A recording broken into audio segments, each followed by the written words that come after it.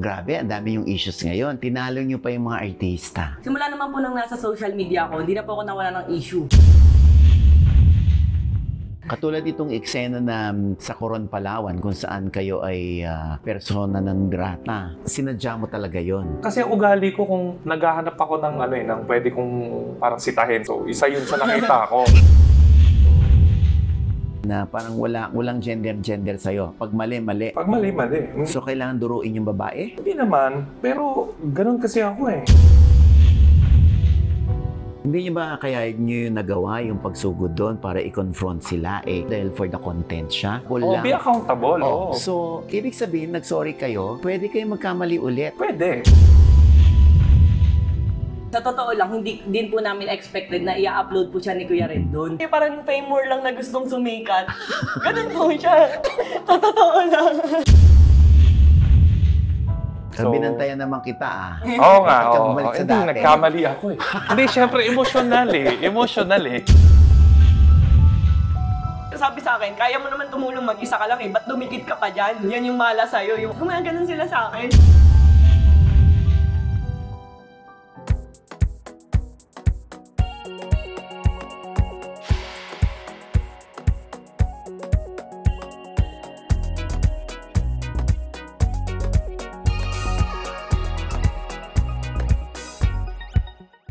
Kasama po natin ngayon ang dalawang controversial at hindi na ma-reach dahil halos sila lahat ang laman ng SOCMED. Ang aking tinutukoy, Rendon Labrador at Rosmar. Oo, ayan. Diyos ko, kumusta na? Kumusta? Okay naman. Grabe, ang dami yung issues ngayon. Tinalo nyo pa yung mga artista. Ito ba sinasadya nyo? Hindi naman po, pero parang lapitin po talaga ako ng issue. Parang monthly na lang. Meron po talaga. Oo. Si Rendon kasi nung na-interview namin, parang bumait Parang bumalik ka sa dati, Rendon. Nagbabago na ako eh. Medyo syempre hindi mo rin inaasahan yung mga sitwasyon. Pero ngayon, pinipilit pa rin naman. Hanggat makakaya. Pero natandaan nyo ba nung araw yung sagutan ninyo ni Rosmar nung wala pa kayo sa Team Malakas, hindi pa kayo nagsasaming puwersa, na parang, ano sabi mo nun kay Rosmar? Bash ko siya dun sa sinabi niya yung kita niya yata, parang 13 million per day. Totoo ba yun? Ayun, nag-comment kasi ako dun. Sabi ko, parang tanga lang ang magsasabi niyan. Na sinagot ni Rosmar lang. Opo, ano po kami noon, nasa Japan, buntis po ako noon. Kaya medyo natitrigger talaga ako. Sabi ko, wala kasi sustansya yung pinakain niya, motivational rights ng Labrador ko. Ay, kung gano'n. Tapos yung asawa ko po noon, super galit na galit po talaga sa kanya. Yung asawa ko po yung medyo sumasagot talaga. Paano kayo nagsaming puwersa? Anong nangyari? Hindi parang organic lang no? Opo, may time po na parang piniem po ako nun sa Lechon de las Piñas. Yung parang ina-endorse po namin na lechon. Ako po muna. So, sinabi niya po na kung gusto ko raw bang mamit, mabait daw in real life. So sabi ko, sige, walang problema. Sakto po may music video ko nun about sa Pares. Okay. So sabi ko, sige, okay ba sa'yo? Ganto ka, ikaw yung sa rice na magtatakal, tapos magsusuot ng boxer, ihulog sa pool. Basta parang ang lala ng mga eksena sa music video, pero go na go lang siya. Tapos sabi ko, sige nga, try nga natin. Kumbaga yung sponsor niya ng lechon, parang nag-sponsor din sa akin. So parang may common friend, pinag-connect kami na okay naman, gano'n. Tapos sabi ko sa Lechon de las Piñas, sabi ko, baka galit naman sa akin yun, or okay ba siya na mamit ako, parang gano'n. Shit, minake sure ko din. Yun. So, nung nagkita kayo, nag-sorry ba kayo sa isa't isa? Sa mga Ako nasabi nag-sorry niyo? ako kay Nathan Pinuntahan ko siya nung pinakilala ko kay Rosmar, nag-hi hello ako, okay naman. Kasi parang walang emotion din Sabi ko, okay. Ramdaman ko na okay lang.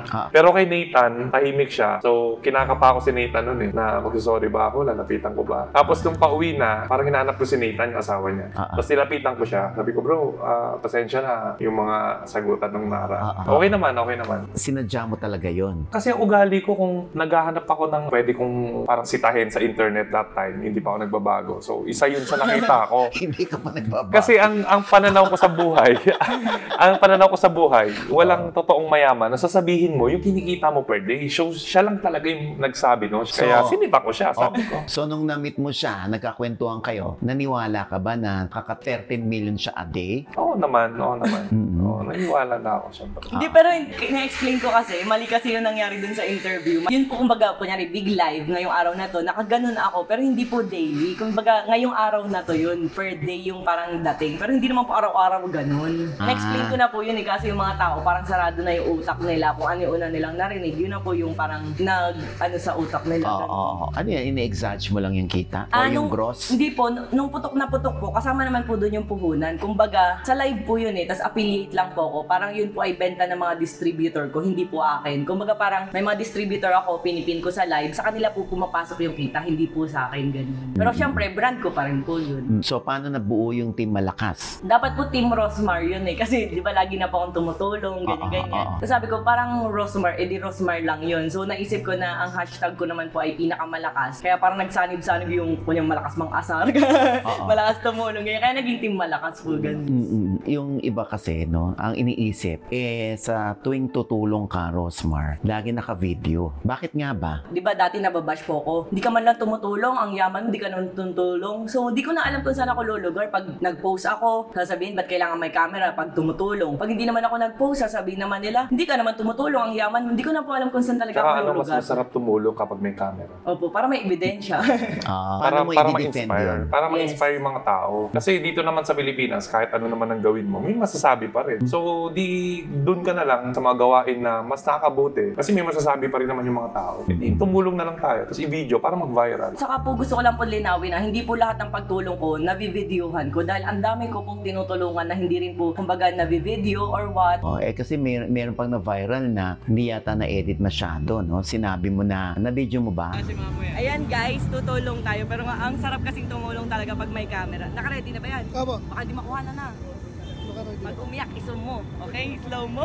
Ay, sinadya po namin yun. Kasi, sinadya mo? Yes po, sinadya ko po yun na parang, na-video mo ba? Naka-play ba? Kapag umiyak, isum mo, slow motion mo. Kasi parang, di na po namin alam kung saan kami lulugar. I-video mo, hindi mo i-video, may masasabi yung tao. Di parang asarin na lang namin sila. Parang alam nila na sa ganung bagay, hindi kami naaapektuhan. Kumbaga, bago pa nila maibato sa amin, sinabi na namin. Yes. Para wala na silang masabi. Saan ka naapektuhan? Sa totoo lang, wala naman po. Kasi kilala ko naman po yung sarili ko kung anong klaseng tao ako, hindi naman po ako pumatay, hindi naman ako nang rape, hindi naman ako nanloko ng tao. Kumbaga yung mga ganong bagay, yun yung masama. Sabi ko nga sa sobrang daming tao na tinulungan ko sa isang pagkakamali, hinusgahan na agad lahat. Kaya parang ang sakit na minsan, naisip ko parang mas masarap ang tumulong na sa mga aso, sa mga shelter, ganun. Kasi sila pag nakita ka, ngingiti sa'yo, sasalubungin ka ng masaya, pero yung mga tao, binigay mo na lahat. Kulang na lang pati sapatos mo, abot mo. May magawa ka lang mali, may masabi ka lang mali, ending buong pagkatao, husgahan. Katulad itong eksena na sa Coron, Palawan, kung saan kayo ay persona non grata. Ito ba, hindi nyo na maaayos to? Pinilit namin siyang ayusin hanggang ngayon. Una namin ginawa yung public apology nga sa mga tao sa Coron na hindi naman namin intensyon na makasama o makasakit. Pero hindi mo intensyon pero nakapagsalita ka ng yung naghihintay ng lagay sa munisipyo? Yung staff. Yun yung sinabi kasi nila. Sila nagsabi na hindi man lang daw nagbigay. Pinagsisisihan mo ba yun, Rendon? Na nasabi mo yun? Hindi naman. Siguro, ang mali ko talaga doon yung nag-overreact ako doon sa munisipyo. Pero ang tingin ko kasi doon, bilang kasing public servant, dapat hindi sa kanila manggaling yun. Kasi ang sinasabi ng mga bashers, dahil babae daw yun, dinuro-duro ko. Ang stand ko doon ay hindi mo naman dapat tignan yung gender ng tao para i-evaluate kung tama or mali siya. So, nakatingin ako doon sa pagiging public servant niya at siya pa yung nanguna sa paninira sa amin sa social media. So, doon ako nagalit. Pero yung mali ko din doon, yung sinabi ko nga na nagbiro ako na kasi puro negative din nangyari. So sabi ko, baka mainis si Rosmar, bilhin yung isla dyan. Sabi ko, yun lang naman. Joke lang naman yan. Oo. Sineryoso ng mga Sineryoso tao. nila. Yung sinabi mo na parang walang gender sa'yo. Pag mali. Pag mali.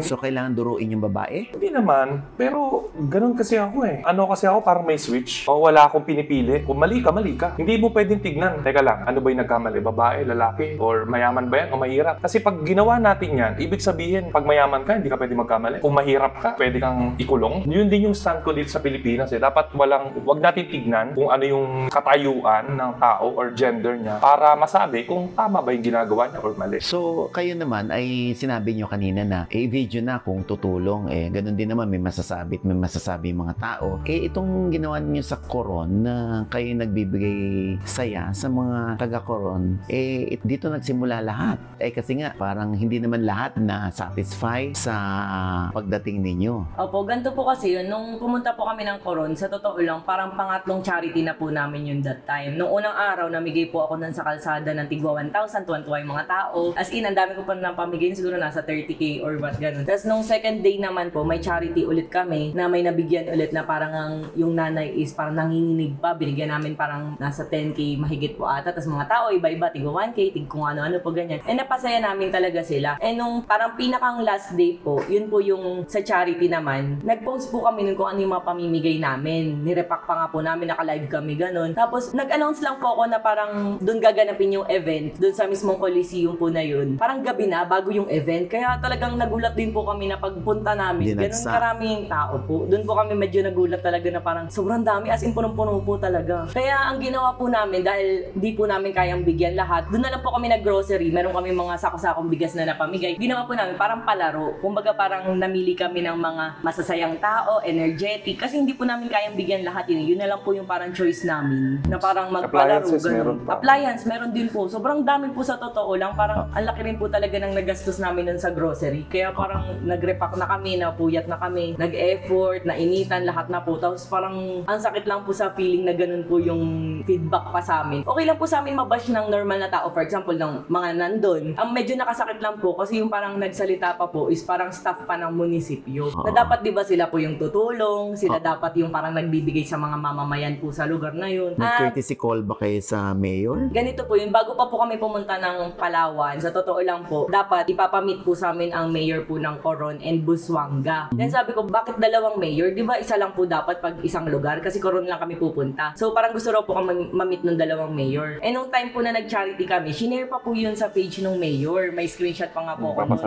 Nagpapasalamat na buti daw tumulong kami doon, ganyan-ganyan. Nagsabi po talaga kami dahil ang first events place po dapat na paggaganapan talaga yung Coliseum. Tapos dahil nga po sabi namin parang sobrang laki ng area, baka pwedeng may mas maliit lang ganun. Eh yung isa pong sinasuggest sa amin nung coordinator po namin, medyo open space, which is parang delikado. Kaya sabi po namin, sige doon na lang ulit sa Coliseum. Kaya bumalik po yung coordinator namin sa Coliseum. Tapos nagsabi po siya na doon na lang daw ulit. Then in-update po niya kami na okay na, nakausap ko na doon na daw ulit. So kami naman po syempre may coordinator kami. Hindi po namin alam na kung ano yung napag-uusapan nila kasi parang may nasa gitna po. So ang alam po namin, meron kasi may pulis po doon, na doon po yung staff ng mga munisipyo. Marami pong staff ng munisipyo doon, kaya kung parang hindi po kami nakapag ano talaga, bakit po sila nandun, di ba po? Pinagsisisihan niyo yung naging behavior niyo doon? Sa totoo po ako, oo. Pinagsisisihan ko po talaga. Nadala lang din po ako ng, yun nga po, pagod po yan. Tapos parang ganun po yung nabasa ko. Tapos plus points pa po na staff po ng munisipyo. Doon po talaga ako nasaktan. Ano lang po ako sa bugsuri ng damdamin. Hindi naman po kami parang magaganon. Kaso nung time po kasi na yun, parang nakaganon pa po si ate, na ganun-ganon siya. Na parang sabi ko, ate, bakit mo hinahamon ng suntukan si Kuya Rendon? Di ko alam kung kasama ba sa video, parang hindi eh. Sabi ko, ate, ba't hinahamon mo ng suntukan si Kuya Rendon? Laki-laki niya, no, babae ka, paano kung suntukin ka talaga niya? Sabi kong ganun. Yung una, akala ko lalaki yun eh. Kaya akala namin lalaki nung una. Tapos sabi po niya, no, di sige, suntukin niyo. Gumaganon-ganon po siya. Tapos sabi ko, sige, kasuhan na lang natin tong lahat. Tayo, lahat magkaso, lahat na nasa post, nasa picture, ganon. Tapos sabi po niya, no, di sige, kasuhan niyo. Gumaganon po siya. Kaya kumbaga ako, yung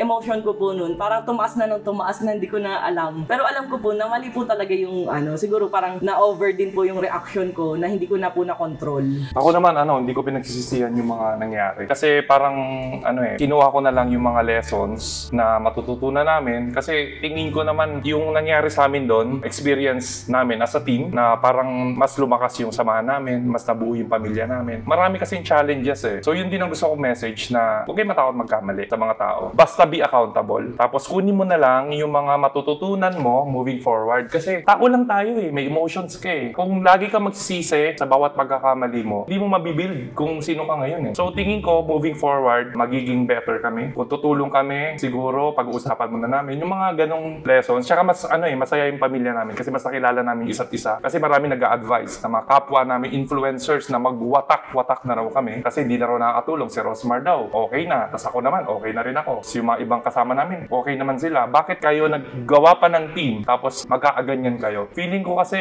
parang calling na rin namin na parang katulad ko. Kaya ako sumama kila Rosmar tsaka Jerome kasi tingin ko mapapabuti ako sa kanila. Kasi gusto ko ng tao na pwedeng magganon sa akin, uy, Kuya Rendon, medyo hinahinay ka. Kailangan ko ng ganon eh. Kasi malakas yung personality ko. So kung walang tao magbabantay sa akin, baka mas lalo lalo kong mapasama. Parang ganun. So, binantayan naman kita Oo nga.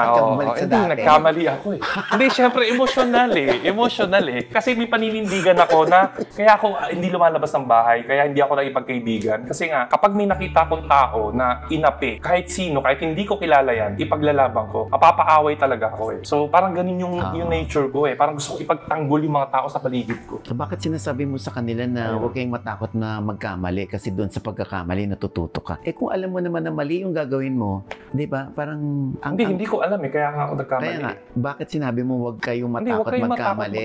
Ang mahirap. Be accountable lang. Be accountable.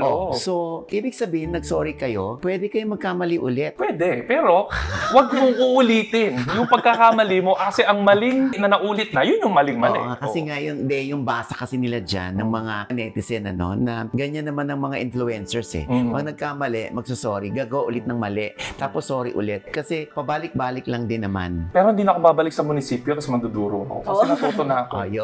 Yun yung mga ganon. Kasi eto hindi kami perfect, guys. Hindi kami perfect. Artista, lahat ng public figure, hindi kami perfect. Nagbabago ako, pinipilit ko magbago, pero hindi ko ma-assure sa buong Pilipinas na magiging okay ako forever. Kasi tao lang ako may emotions ako eh. Hindi kami perfect. So yun yung gusto kong matutunan natin na basta alam mo yung mali mo, basta wag maulit yung mga pagkakamali. Yun yung bottom line. Saka para kasi masyado kami ginajudge na naging ganun yung emosyon ko na parang may kasi nasanay po sila sa akin na parang chill, patawa-tawa, loko-loko lang lagi, ganyan. Eh nung time po na yun, parang ang init ng emosyon ko na parang medyo malakas ang sigaw ko. Pero hindi po ako nang duduro nun kasi di ba ang duro, ikaw, di ba ang ganun. Ako po parang nag-e-explain ako, gumaganon-ganon ako. Na parang mga nang duduro, ganun na agad yung naging nangyari na parang nalahat na agad kami. So parang sa akin, parang hindi po ba pwede na nung time na yun, grabe yung emosyon ko na may dahilan naman ako na mali ako, aminado po ako. Pero parang ang dating kasi sa mga tao na porket sikat, bawal kang pumatol. Porket sikat ka, dapat hayaan mong tinatapak-tapakan ka lang, tahimik ka lang. Parang ganun. Alam niyo, parang gusto kong sabihin na kung ikaw ba yung nasa katayuan, tahimik ka lang ba sa moment na yun? Parang ganun. Hindi niyo ba kaya niyo yung nagawa yung pagsugod doon para i-confront sila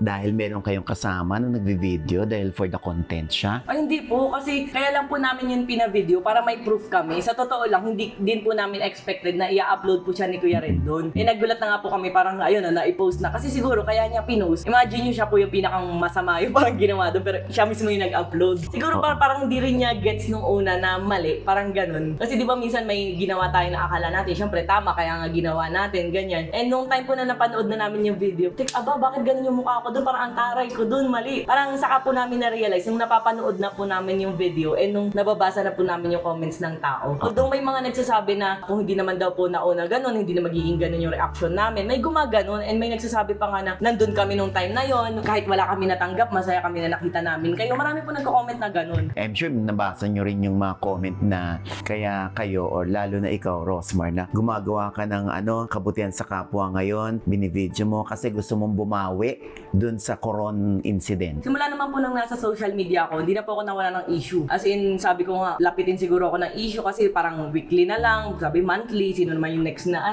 Parang never po kasi talaga ako nagsimula ng gulo or nagsimula ng issue. Ako po, aminado ko, patola ko, pero never ako nagsisimula. Yun po yung talagang may sarili akong mundo. Pero once na parang sinimulan ako, lalaban ako. Parang ganun po kasi yung ko. Noon pa man tumutulong na ako, bata pa lang ako, elementary, high school, nag-college ako, nung nagka-business ako, mas lalo akong tumulong sa mga tao. Kung makikita naman po nila, parang monthly yan halos araw-araw. Kaya parang hindi ko magets yung ibang tao na, tinatakluban mo lang yung issue mo, kaya ka tumutulong. Kahit magtingin po sila kung talagang legit followers ko sila, makikita po nila na talagang continuous yung pagtulong ko, na may mga commercial talaga na issue. Talagang lapitin po talaga, ganun. Itong Coron incident ay definitely hindi na mauulit, Opo, hindi na po kasi talaga. Hindi na kami makakabalik. I mean, sa ibang lugar. Hindi na. So, pag nagsagawa ulit kayo ng inyong charity event, Meron na po nung last time. So, ano nang reminder sa inyo? Siguro natutunan namin more coordination sa LGU, tapos more careful sa actions namin. Kasi first time namin yun Parang ang goal kasi namin talaga tumulong. Hindi namin alam kung gaano karaming tao. Nagulat din kami kasi sobrang grabe daming tao. Ikaw, Rosmar, hindi ba kayo mag-effort to reach out dun sa LGU ng Coron o ng buong Palawan? Sa totoo po, para matanggal yung marka sa inyo ng persona non grata. Gumawa na po kami ng public apology regarding po dun sa issue. Pero yun nga po, parang feeling namin hindi pa rin po sapat. Kumbaga, ako po talaga gusto ko bumalik ng Palawan kasi nga maganda talaga doon. Kumbaga parang ako talaga yung nag-aya po sa kanila. Kaso nga po, parang ganun po yung nangyari. And kung bibigyan kami ng chance na parang pumunta ulit doon, talagang napakalaking blessing po nun kung pagbibigyan kami. Pero syempre, hindi po namin sila pinipilit kasi ang laki ng naging epekto, parang buong Palawan, nag-react. So, hindi po naman namin sila masisisi. Pero sana, bigyan po nila kami ng chance. Bilang Pilipino, masakit din yun na parang hindi ka na makakapunta Parang sa... nabawasan yung mapa. Hindi ka na welcome sa sarili mong bansa. Opo. Masakit din, syempre.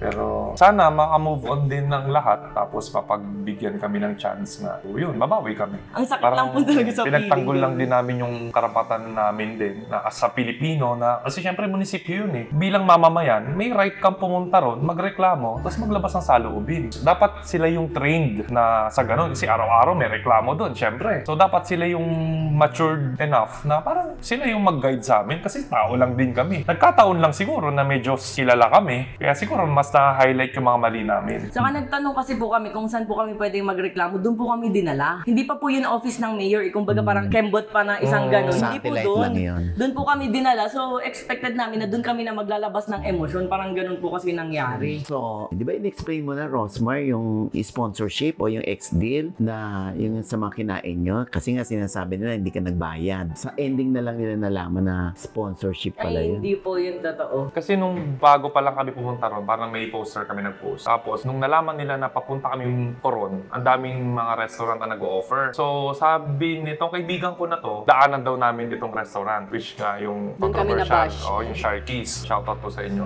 Actually, pinipilit kami pumunta ron. Sabi ko, sasabihin ko muna kay Rosmar, syempre, kung gusto nilang dumaan doon. So, talagang hindi pa kami nakakarating doon. Talagang gusto na kaming imbitahin doon. Tapos, nung tinanong ko si Rosmar, talagang naka-line up daw pala na in-offer din ng isa sa organizer natin na dadaan din talaga tayo doon. Tapos po, ang sa akin lang po, paano kami magbabayad kung hindi po kami sinisingil? Ako po talagang pag kumain po ako, kunyari, for example, kasama ko family ko, ang binabayaran namin minsan, nung nag-Boracay kami, 70K, isang lunch lang yun, binabayaran ko po yun. Pero pinopromote ko at the same time, ang sa akin po, yung about dun sa Palawan, paano kami magbabayad kung ayaw kaming pagbayarin? Kasi po, kumbaga, ito lang yan sinasabi ng mga tao na dahil promote nyo, libre, hindi kayo magbabayad. Sa totoo, nung sa Sharkies po na wala akong kinain kahit isa nun. Bumili po ako ng ice cream nun, nilibre pa ako ng asawa ko. Kasi po, nung time na yun, 3 po ang nag-prepare ng dinner para sa amin, na kumain na po kami dun sa hotel nung una. Dahil para nga po hindi nakakahiya, pinuntahan pa rin po namin yung Sharkies. And kami, nag-video kami. Yun pa nga po yung pinakamaraming na-promote namin upload namin. Dun kami nag-TikTok, nagsayaw, ganyan. Kaya ang sakit lang sa feeling na dun pa po kami nabash. Pero hindi naman issue nung owner yon. Opo. Parang may kaibigan lang yata yung owner na yung kaibigan ang nagreklamo para sa owner. Pero kachat ko yung organizer, tuwan-tuwa yung owner, Yes, happy yung owner sila. po masaya. As in, Thankful kaya hindi sila. namin alam kung bakit may issue na lumalabas pong ganyan. Kasi masaya po yung owner Talagang wala pong nasabi, nagpasalamat pa sa amin. Nag-video call pa. Nag-video call pa. Tapos shinare pa yung post namin na nandun kami. Kaya hindi ko alam, parang sabi ko, grabe lahat na talaga. Kakalungkatin sa'yo. Lahat ng issue mo ilalabas. Para lang i-bash ka. Talagang ang lala. So, next time around, ano nang Kung ang ginawa ko, resolution niyo sa nung ganyan? time na kumain kami na magkakasama kami, binidyo ko. Sabi ko, ayan na, magbabayad kami. 1, 2, 3. Kasi mahirap na baka ma-issue na naman na hindi nagbayad. Kaya nung lumabas din yung scripted na may binigyan ka dahil doon. Kasi kailangan i-video. So, sinasadya na lang Sinasadya namin. na namin. Kasi sabi ko nga, baka na naman ma-issue porque pagkasama ko sila, kesyo lagi na lang daw libre, ex-deal. Ngayon, sabi ko, naka-play na ba? Ayan na, ate. 1, 2, 3. Tawa ng tawa yung And at the same time, na-promote namin yung kainan nila, di ba? Pero nagbayad kami. Tsaka nagbabayad si Rosmar kahit na pinopromote niya pa rin. Kahit discount lang, pinopromote niya pa rin talaga. I'm sure hindi nyo maalis na sa mga tao yun, no? Yung pag nagko-content kayo or pag gumagawa kayo ng mabuti sa kapwa, for the content lang yan. Hindi sila naniniwalang kayo talaga yan. Na naturalesa talaga sa inyo, yung tumulong. Sabi nga po ng asawa ko, hanggat kumbaga silang nasa bahay, silang pamilya ko, sila yung totoong nakakakilala sa akin. Kaya ganun po ako Kung ayaw nyo maniwala na talagang ko sa pagtulong sa mga tao na elementary, high school, college, na nawalan ako ng pera, 20K na lang, pinulong ko pa ng pandemic. Pero talagang tumutulong pa rin ako kasi nakikita ko yung mga tao, yung nanay, ginagatas na raw ng mga anak nila, kape, tubig na lang, tas wala nang doon po ako nagsimula na sobrang lumala po yung pagtulong ko. To the point na nasasaid na po talaga ako. So, kung i-judge pa rin po ako ng mga tao dahil sa isang pagkakamali na nangyari ko dun sa Coron, di ko na po sila talaga masisisi. Talagang, kumbaga, i-judge nyo ako buong pagkatao ko na kahit nabaliwala na yung halos 10 taon mahigit ko na pagtulong, wala po magagawa kasi gano'n naman talaga Parang ang nakikita ng tao yung isa mong pagkakamali at tabon lahat ng nagawa mong kabutihan. Ba't Pero nga, nangangailangan ba si Diwata Diwata. Ang dami nagbibigay sa kanya, nagbigay ka pa. Yung Yun kay ang Diwata sinasabi nila, sinasabi nila na nagpapansin na naman si Rosmar kasi ang dami nang nagbibigay daw dito kay Diwata. Nagbigay pa siya, mas marami raw nangangailangan kaysa kay Diwata. Kay Diwata mo parang Tignan mo, binigay. ito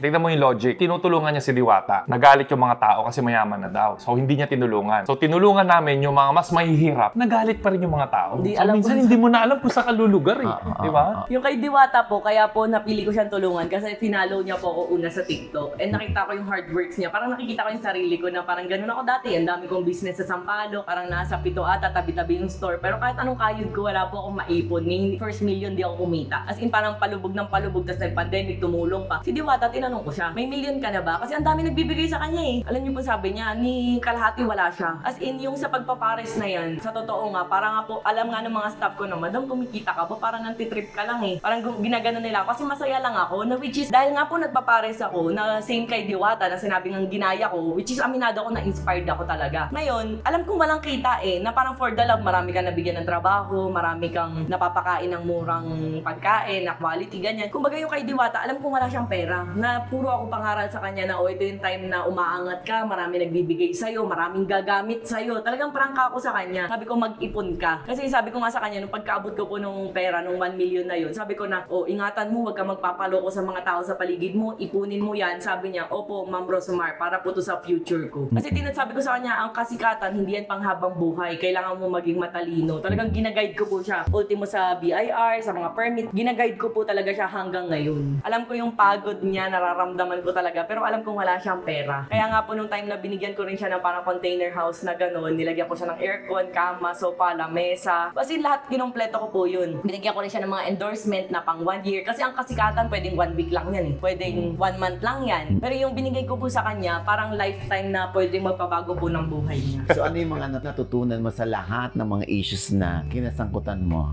Na meron po mga tao na kapag ka nabash ka, napasama ka sa social media, iiwan ka. Na parang, na parang hindi lahat ng tao totoo sa'yo, na parang nandyan sila pag sikat ka, pag putok na putok yung pangalan mo. Pero kapag dumating yung time na nababash ka, parang si Kuya Rendon, kaya po hindi namin siya inalisan kasi ganun yung nararamdaman niya na every time na mababash siya, yung mga kaibigan niya nawawala lahat. Then pag sikat na naman siya, andyan na naman yung mga kaibigan niya, lumalapit na naman. Kaya po parang kahit na anong nangyari, nababash ako, naapektuhan yung brand ko, nababash ako ng tao, ba't ka kasi dumikit dyan? Dapat di ka dumikit dyan kasi okay ka naman nang wala yan eh. Puro ganit pinababasa ko. Pero kami mag-asawa, pinag-uusapan namin, sabi nga sa akin ng asawa ko, mabait naman si Kuya Rendon kasi tayo yung totoong nakakakilala eh. Parang ako lang din po kasi yan eh, parang mapang-asar pero deep inside, pag tinignan mo yung puso, mabait na tao, parang ganun. So ako parang grabe, lahat pala ng kabutihan ko na ginawa sa kapwa ko, lahat ng kabutihan na ginawa ko sa mga brands, na parang hindi ako naniningil, wala akong sinisingil, pinopromote ko sila, mga small business, parang ganyan. Noong time na nababash, parang ilan po yung nagre-reach out, ilan yung parang kumukomfort, ganun. Na parang sabi ko, sa mga time pala na ganito, malalaman mo kung sino yung totoo at hindi totoo sa'yo. Yun po yung pinakang lesson na natutunan ko namin din. At nakakatuwa ka, hindi mo siya iniwan. Kasi kung ang sinasabi ng mga tao, dumikit ka pa dyan, lalo ka tuloy yung mga i-issue. Opo, kasi sabi sa akin, kaya mo naman tumulong mag-isa ka lang eh, ba't dumikit ka pa dyan? Yan yung malas sa'yo, yung asawa mo, yun yung swerte sa'yo, dumikit ka sa malas. Gumaganon sila sa akin. Na syempre ako as business person, parang, puti ko nga, baka nga malas, baka nga black comment. Puro ang dami mga comment na ganun. Pero sabi ko kasi, nakikita ko kasi yung kabutihan ni Kuya Rendon. As in, nakikita namin mag-asawa, nakikita namin yung mga tropa namin. Kaya parang iniisip ko na parang kawawa kung aalisan. Parang ganun po. Kasi sabi ko, putik pag napagbago natin tong taong to, talagang isang achievement. Kasi hindi po ako friendly eh. Talagang hindi ako pala kaibigan. Focus lang ako sa business, sa family. Minsan lang ako magkaroon ng kaibigan. Tapos sabi ko, parang hindi dapat alisan eh kapag ka nagkamali, di ba? Parang kailangan i-solve nyo together. Mas maging malakas kayo, mas maging parang strong kayo. Parang ganun po. Sabi ko nga po nung sa Palawan, Kuya Rendon, back to zero ka na naman. Parang, kasi binabago talaga namin siya. Kasi alam namin mabuting tao. Parang alam yun. Ba't binabago mo pero alam mo mabuting tao? Hindi ko mag-gets. Kasi po, sa totoo lang, nagkwento kasi sa, ewan ko kung pwedeng sabihin. Sabi kasi ni Kuya Rendon po sa akin noon, 2 years daw po siyang nagpapasikat. Hindi daw talaga siya sumisikat. Pero nung nang bash-bash siya ng away-away ng kung ano-ano, ang bilis daw pala. Parang alam niyo, parang fame more lang na gustong sumikat. Ganun po siya. Sa totoo lang. Natouch siya sana ako eh.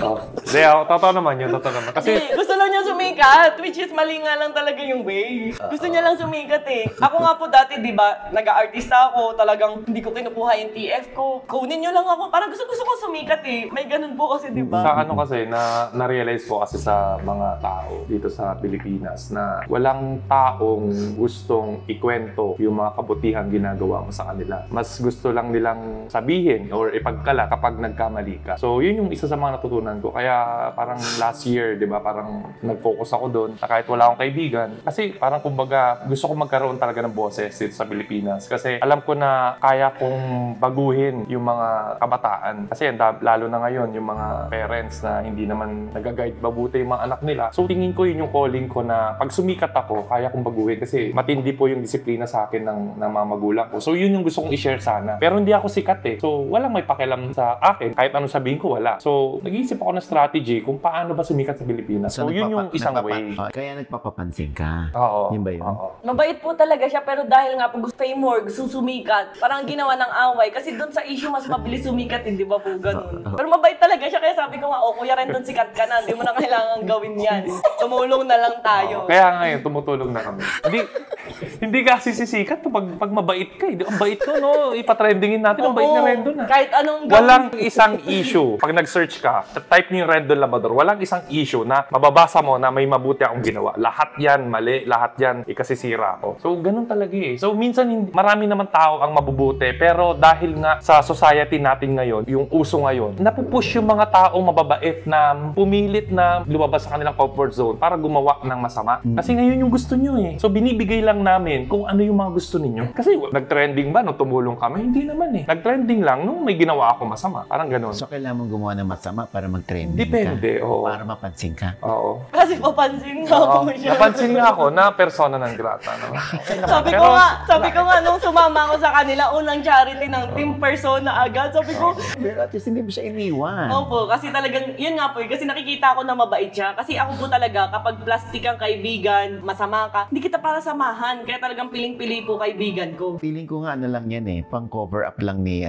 ni Rendon. Kasi nakilala ko rin man siya. Di ba mabait po? Parang may bait din naman. Ala, tong eto pa taong po to. ha. Alam niyo ba may time pa po na sinabi ng mga, kunyari mga bodyguards niya, friends niya na, Ate Rosmar, ikaw lang ang bukod tanging nakapagpagawa dyan ng mga bagay-bagay. Na which is una, binigay sa akin yung address niya. Talagang hindi raw pala nagbibigay ng address to. Pangalawa, pinakembot-kembot ko sa TikTok, pinasayaw ko. Nakita niyo po ba siya na nagsasayaw na kung may kembot? Na nagja-jumbo hotdog? Di ba wala? Ako lang daw ang bukod tangi. Hindi rin to nagkikendi kasi nga super parang ano yung strict yung diet niya. Pero pinakain ko ng pop-pop, yung pumuputok-putok na candy. Kumain siya talaga. Tapos challenge nila ako pakainin ko nga raw ng Jollibee. Kasi yung kumbaga parang alam ko na nakikinig siya sa akin sa mga advice ko. Na parang ako siguro yung tamang tao na parang makakapagpabago sa pananaw din niya sa buhay.